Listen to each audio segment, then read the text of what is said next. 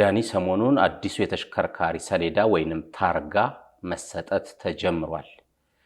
ይቺ በስክሪን ላይ የምንመለከታት ተስላ ሞዴል ዋይ ተሽከርካሪ ደግሞ የመጀመሪያውን ቁጥር አግኝታለች። 56,000 ብር ከፍላ ተረክባለች። የተሽከርካሪዋን ባለቤት ያው ኬክ ተቆርሶ የመጀመሪያ እንደመሆኗ ሰሌዳዋን ወስዳለች። እንግዲህ ያው መለይ በእንደዚህ አይነት የተርጋ ለውጥ ጊዜ ላይ የተለያየ የተሽከርካሪዎች የመጀመሪያውን ተርጋ የሚያገኙበት ሂደት አለ። እንግዲህ ምክንያቱም አንድ ተሽከርካሪ እንግዲህ የግድ የመጀመሪያውን ቁጥር ማግኘት ይኖርበታል ወደሚቀጥለው ቁጥር ለመሄድ ማለት ነውና በዚህኛውም የተርጋ አለዋወጥ ላይ የተገኘችው የቺ ቴስላ ተሽከርካሪ የመጀመሪያውን ቁጥር እንግዲህ ተረክባለች ማለት ነው። ስለዚህ ታሪካዊ ተሽከርካሪ ሆናለች ማለት ነው። እኔ የመጀመሪያው ታርጋ 0001 የሚሆን መስሎኝ ነበር። እንደምትመለከተው ተስላዋ ላይ ምንም ቁጥር የለም፣ ሁሉም ዜሮ ነው። በዜሮ መጀመሩን አላውቅም።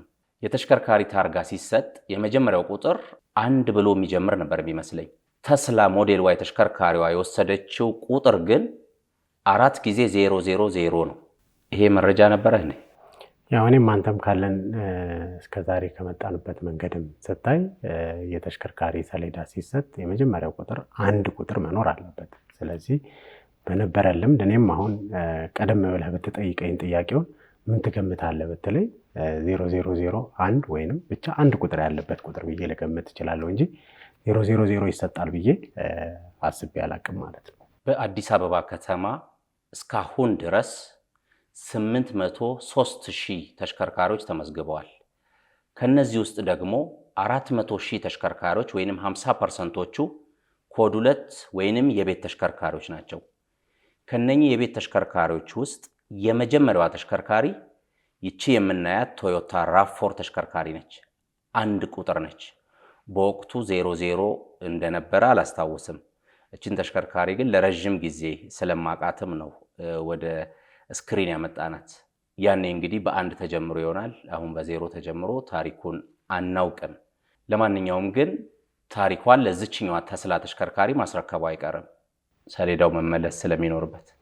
ግድ ነው። የሁሉም ተሽከርካሪ ሰሌዳ ስለሆነ የሚቀየረው እሷም እጣዋና ቀኗ በደረሰ ሰዓት ስለምትቀይር 0001 ይቀርና እንግዲህ የሆነ ቁጥር ይደርሳታል። ቶዮታ ራቭ4 በአዲስ አበባ ያውም ከኮድ 2 ተሽከርካሪዎች የመጀመሪያዋ ነች። የመጀመሪያዋ ስንል እንግዲህ ብዙ ተመልካቾች መኪና ኢትዮጵያ ውስጥ ሲገባ የመጀመሪያዋ ናት በሚል እንዳይወስዱት። ምክንያቱም በደርግ ጊዜ የነበረ ሰሌዳ አለ፣ በኢህአዴግ ዘመን አለ፣ አሁን አለ። ስለዚህ በተለያየ ጊዜ ሲቀየሩ አንደኛ ከሚደርሳቸው ሰዎች በኢህአዴግ ዘመን አንደኛ የወሰደች ነች ነው ማለት የምንችለው። ከዛ በፊት በጣም ያረጀ ረጅም ዓመት ያስቆጠረ ተሽከርካሪ ነው 1 ቁጥር ሊሆን የሚችለው። ልክ እንዳሁኗ ተስላ ታርጋ ሲቀየር የመጀመሪያ ነው ልትሆን የምትችለው። እቺ ተስላ ደግሞ ለየት የሚያረጋት ቶዮታ ራቭ4 በአዲስ አበባ ደረጃ በኮድ 2 ነች። ተስላዋ ግን በኢትዮጵያ ከሁሉም ተሽከርካሪዎች የመጀመሪያዋ ነች ማለት ነው። እውነት ነው። እንግዲህ የሁለቱ ተሽከርካሪዎች ልዩነት አንተም እንደገለጽከው ነው። የበፊቷ ከአዲስ አበባ ከወጡ ተርጋዎች ነው እሷ 001 የደረሳት። የአሁኗ ደግሞ እንደ መላ እንደ ኢትዮጵያ ስለሆነ ከዛ ከተቆጠሩት መኪናዎች መካከል የመጀመሪያዋ ሆና ይህንን ሰሌዳ አግኝታለች። ስለዚህ ታሪካዊ ተሽከርካሪ ነች ማለት ነው። ሞባይል ስልክ በኢትዮጵያ ሲጀመር 0911 ብሎ 20 እያለ ነው የቀጠለው። በዛን ወቅት ልክ እንደ ተሽከርካሪዎቹ 1 ቁጥር ብሎ እንደሚጀምር ነው ሁላችንም የምናውቀው። በዚህ አጋጣሚ 200001 ደንበኛዬም ነው የቅርብ ወዳጄም ነውና እሱን እስክተዋወቀው ድረስ በስራ 1 ቁጥር እሱ ይመስለኝ ነበር። እና ስትወስድ እንዴት ነው ሰልፍ ነበረ ወይ እንዴት አንደኛውን ክብዬ ስጠይቀው ኧረ ከኔ በፊት 200000 ነው የወሰደ አንድ ሰው አለ። ስለዚህ ተሽከርካሪው ላይም 00 ሲመጣ እንግዲህ ከ00 ነው የሚጀመረው የሚለውን ማመን ችለናል ማለት ነው። እውነት ነው። እንግዲህ ያው ያም የራሱ የሆነ ታሪክ አለው፣ ይሄም የራሱ የሆነ ታሪክ አለው። ስለዚህ እነዛ የስልክ ባለታሪኮች ናቸው። እነዚህ ደግሞ የባለመኪኖች የአሽከርካሪዎች ባለታሪኮች ናቸውና ሁሉም የየራሱ እንግዲህ ታሪክ ይኖረዋል። ሁልጊዜ ብዙ ነገር ላይ የታሪክ ተቋዳሽ መሆን ሰው ይፈልገናል። ይህ እንግዲህ እንደ ሀገር ሁሉም የሚስማማበት ነውና ስለዚህ ቴስላ የዚህ የአዲሱ የሀገር አቀፍ ሰሌዳ ላይ የመጀመሪያ ተሽከርካሪ ሆናለች ማለት ነው። ለማንኛውም የመጀመሪያው ስልክ የከሌ ሀብታም ነው የከሌ ባለስልጣን ነው ሲባል ሰማ ነበረ። ግን አንድ ትልቅ ስራ ላይ የተሰማራ ሰው መሆኑን እኔ በቅርብ አይቻለሁ። ይህችም ተሽከርካሪ ተመዝግባ በተራዋ አንደኛ የወሰደች የተሽከርካሪ ባለቤት መሆኗን አረጋግጠናል ማለት ነው። አዎ እንግዲህ እንዲህ አይነት ነገሮች ላይ ብዙ ጊዜ ያው የተለያዩ ሀሳቦች ሊነሱ ይችላል። ጉዳዩ ግን በቦታው ላይ ሆኖ ትክክለኛውን ነገር ማየትና ማወቅ ነው የሚያስፈልገው። ስለዚህ በአሰራሩ መሰረት ጉዳዩ እንደዚህ ሄዷል ማለት ነው። ከታርጋ ጋር በተያያዘ ግን የፈለከውን ቁጥር መውሰድ የምትችልበት አሰራር ተጀምሯል። ቁጥር ማስያዝ ትችላለህ። ይህን ቁጥር እኔ ወስደዋለሁ፣ ስሜ ይግባበት፣ ሌሎች ምልክቶች ፈልጋለሁ የሚል ጥያቄን ታቀርባለህ። በዛ መሰረት ታርጋውን የተለየ ገንዘብ ከፍለህ መውሰድ ትችላለህ። ለምሳሌ መኪና ኮድ 2 የቤት ከሆነ ከ56,000 ብሩ በላይ ነው የምትከፍለው እንደማለት ነው። ይሄ 56,000 ብር ለታርጋው ነው። ሊብሬም ይቀየራል፣ ቦሎም ይቀየራል። የተለያዩ ወጪዎች አሉ። ሲደማመሩ ወደ 60,000 ይደርሳሉ። 59,000 ምናምን ብር ነው። የተለየ ሰሌዳ ፈልጋለሁ ካልክ ስንት እንደሆነ ደግሞ ያው ሄደህ መደራደር መነጋገር ትችላለህ ማለት ነው። አዎ እንግዲህ ሰሌዳው ከመውጣቱ በፊት ያው እንዲህ አይነት ማስታወቂያዎች በጣም ሲሄዱ ነበረ። የምትፈልጉት አይነት ለየት ያለ ቁጥር ካለ መተው የሚያመለክቱበት የጊዜ ገደብም ተቀምጦ ነበረ በፊቱ። ስለዚህ አሁንም ይሄ ጉዳይ ደግሞ ስላለ ሰዎች በሚፈልጉት እኛ እንግዲህ ስማችንን ከተን ምናምን ሰሌዳ እኮ እኛ ሀገር ነው እንጂ ወደ ዱባይ ምናምን ስትሄድ አይደል የተለያየ ራሱ የሆነ ታሪክ አለው አይደል። የሰሌዳ ቁጥራቸው እንደዚህ ሆነ እየተባሉ ታሪካዊ ሰሌዳዎች አሏቸው እነሱ ጋር። ከታርጋ ጋር በተያያዘ ዓለም አቀፋዊ ተሞክሮውንና አገራዊ ሁኔታውን እንመለከታለን። ከዋጋ ጋር በተያያዘና ታርጋውን ለምን መቀየር አስፈለገ ከሚለው ጋር ሰሌዳውን ወይንም ታርጋውን መቀየር ያስፈለገው ከፎርጅድ ጋር በተያያዘ ከሰሌዳ ጋር ተያይዞ ከሚሰሩ ወንጀሎች ጋር በተያያዘ እና ሌሎች ምክንያቶች አሉ ብሏል መንግስት። ሰሌዳን ከዚህ በኋላ መፍታት አይቻልም፣ ማንም ተቆጣጣሪ ሰሌዳን ከተሽከርካሪ ላይ አይነቅልም ተብሏል። የክልል ስያሜዎችም ይቀራሉ ተብሏል። እነኚህ ነገሮች አሁን ካለንበት ወቅት ጋር ተያይዞ ተገቢና አስፈላጊ ናቸው። ይህንን ብዙ ሰዎች ይስማሙበታል። ህግ ማስከበር ላይም የሚሰሩ ወንጀሎች ካሉ ታርጋን ሰርቆ ሌላ ነገር ከማድረግ ጋር በተያያዘ ብዙ ጥቅሞች ይኖሩታል። ብዙ ሰዎች ግን ቅሬታቸውን የሚያቀርቡት ደግሞ ገንዘቡ ላይ ነው። የሚከፈለው ገንዘብ በዝቷል የሚለው ላይ ነው። እውነት ነው። እንግዲህ አንተም እንደገለጽከው አንድ ሰሌዳ የመቀየሩ ዋና ዓላማው ተሽከርካሪዎች የራሳቸው የሆነ ሂደቶች አሉ። ስለዚህ አንድ ተሽከርካሪ ህጋዊ ሆኖ በከተማ ውስጥ የሚያሽከረክረው ይህንን ሰሌዳ የሚሰጠው ተቋም በህጋዊ መንገድ የሰጠውን ሰሌዳ ለጥፎ ብቻ ነው ማሽከርከር የሚችለው። ስለዚህ በተለያየ መንገዶች የወጡ የተሰሩ ሰሌዳዎች ካሉ እነዛን ሰሌዳዎች ወንጀል ለመስሪያ የሚጠቀሙባቸው አሉ፣ ቅድም አንተም እንደገለጽከው።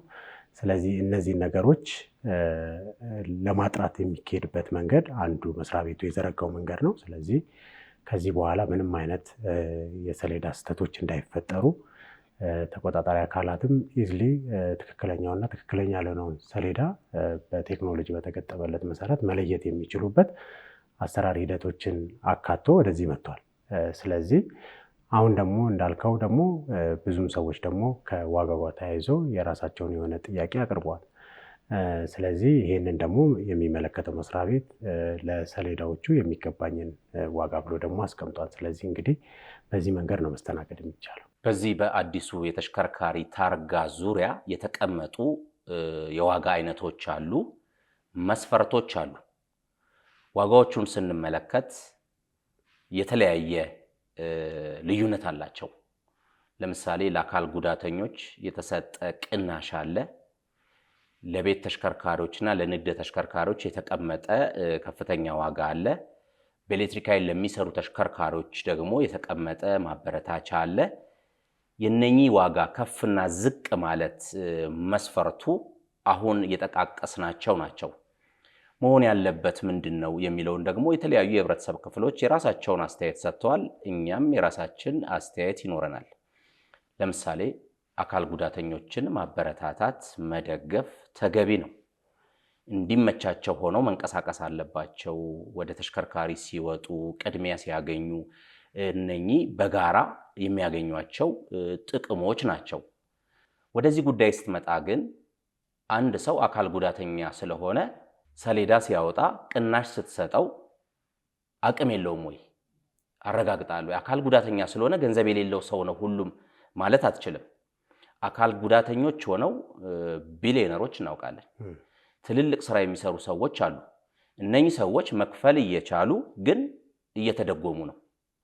ወደ ሌላው የህብረተሰብ ክፍል ስትሄድ ደግሞ የቤት ተሽከርካሪ ኖሮት ለወር ወጪ ገንዘብ የሚያንሰው ሰው 56,000 ብር ደግሞ ሊከፍል ይችላል። ስለዚህ እዚህ ጋር የገቢህን ሁኔታ ነበር ታሳቢ ማድረግ የነበረበት ይላል ፕሮግራማችን። መስፈርቱ ላይ እንደዚህ አይነት ነገሮች ቢቀመጡ ጥሩ ነው። ይህን ስንል አካል ጉዳተኞች አይደገፉ እያልን አይደለም። ከታክስ ነፃ ተሽከርካሪ አገር ውስጥ አስገብተው እኮ ሲጠቀሙ እነኚህ ሰዎች እየተደገፉ ነው።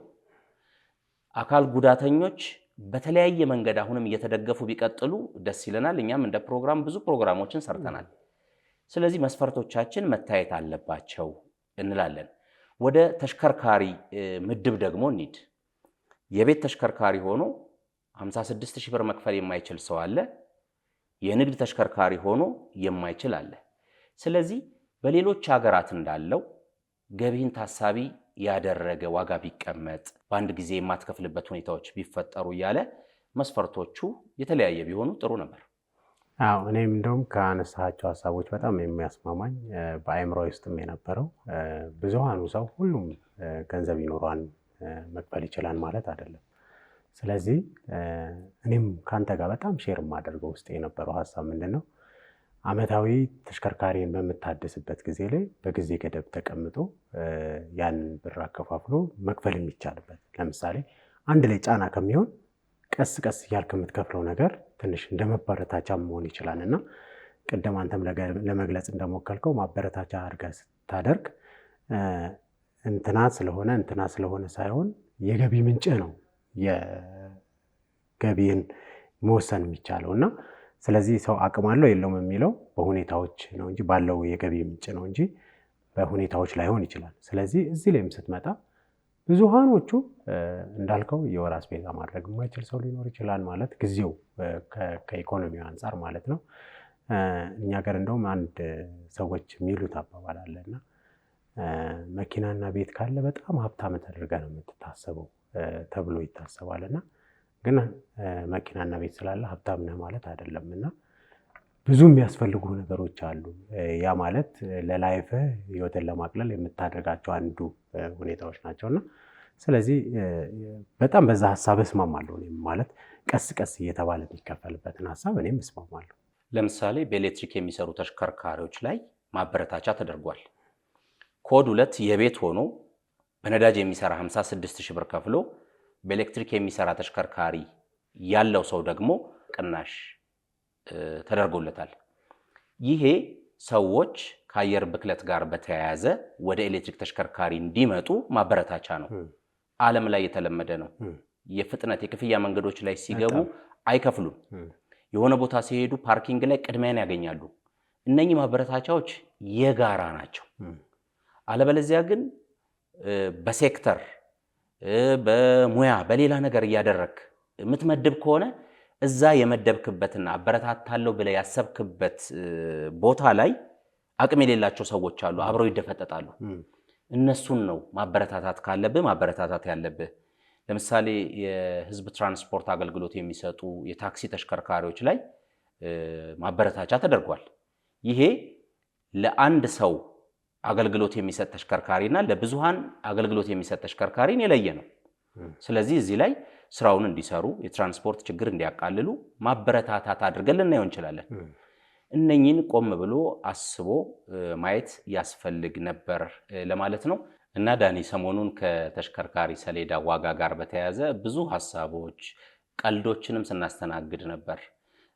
ምን ሰማው 150 ሺህ ብር የሚያወጣ ተሽከርካሪ ያለው ሰው ነው እኔ ለታርጋ 60 ሺህ ማውጣ ከሆነ ስለሌለኝ በለውጥ 90 ሺህ ብር ይጨመርልኝና መኪናዋን ወሰዱልኝ ያለ ሰው እንዳለ ሰምቻለሁ። የተለያዩ ቀልዶች ተነስተዋል እና እዚህ ላይ ግን ቀልዱ እንደ ቀልድ ተወስዶ እኔ የምጠይቀው ጥያቄ አለ። ተሽከርካሪዎች በአደጋ ወቅት ሰሌዳቸው ይጎዳል፣ አያረጅም፣ እድሜው ረጅም ነው ልትል ትችላለህ። ቢገጭ ግን ያው ብረት ነው ቆርቆሮ ነውና ይቆረጣል። ያን ጊዜ በድጋሚ ታርጋውን ሰዎች ሲፈልጉ ማግኘት ይቻላል ወይ? ለምሳሌን ማነሳው ታርጋው ተሰርቶ የመጣው ቻይና ሀገር ነው ተብሏል። ስለዚህ አገራችን ውስጥ የኔ መስራት ነገር ከሌለ ድሮ ታርጋችን ሲጎዳ ሄደን ፐብሊክ ትራንስፖርት ወዲያውኑ ራሱን እናሰራ ነበር። ለዚህስ መንግስት ምን ያህል ዝግጁ ሆኗል? ታርጋ ከተጎዳብህ ስፔር ፓርት አተን እንደምንቆመው ታርጋ አተን እንቆማለን ወይ የሚል ጥያቄም አለኝ። በጣም ጥሩ። የሚገርም ነገር እኔ ያው ከዚህ በፊት በነበረኝ ልምድ ያው ፐብሊክ ትራንስፖርት ስለነበረ ሰሌዳን የሚሰራው አሁንም እዚህ የተሰራ እኔ መሰለኝ ማለት እስካሁን እስካለኝ ኢንፎርሜሽን ማለት ነው። ግን አሁን አንተም እንደገለጽከው ሰሌዳ ቻይና ሀገር ከሆነ ተሰርቶ የሚመጣው እዚህ ሀገር መሰራት ካልተቻለ በጣም አሳሳቢ ጉዳይ ይመስለኛል። ምክንያቱም ቅድም አንተ መግለጽ እንደቻልከው አንድ ተሽከርካሪ በተለያየ ጉዳይ አደጋ ሊያጋጥመው ይችላል። ታርጋው ለእይታ አስቸጋሪ በሆነ መንገድ ውስጥ ሊገባ ይችላል እና ሰሌዳውን መቀየር በሚያስፈልግበት ጊዜ ላይ ይሄ ሰሌዳ ወጥቶ ደርሶ ተሰርቶ እስኪመጣ ድረስ ችግር ሊኖር ይችላል። ምክንያቱም ሰሌዳ ይጠፋን ወይንም ይሰረቃል ወይንም ይመታን ብለህ ደብል ሰሌዳ አታዘጋጅም። ምክንያቱም ለአሰራርም ስለማይመች ማለት ነው። ይሄ በደንብ እንደውም እየተሰራ ስራው ሊታሰብበት የሚገባ ቢቻል እዚሁ ሀገር መመረት የሚችልበትን ጉዳይ ማፋጠን እንደሚያስፈልግ ይመስለኛል የሚሰማኝ ስሜት። ስለዚህ እዚህ ሀገር ከዚህ በፊት ሰሌዳን የሚያመርተው የመንግስት ተቋም አቅሙን ማጎልበት ይሄንን ሰሌዳ ከዚህ በኋላ ማምረት ይጠበቅበታል ማለት ነው። እውነት ነው። እኔ የሚሰማኝ እኮ እሱ ነው። ምክንያቱም አንደኛ ይሄንን ሰሌዳ ለማምረት የሚያስፈልጉ ማቴሪያሎች ወደዚህ መግባት መቻል ያስፈልጋቸዋል።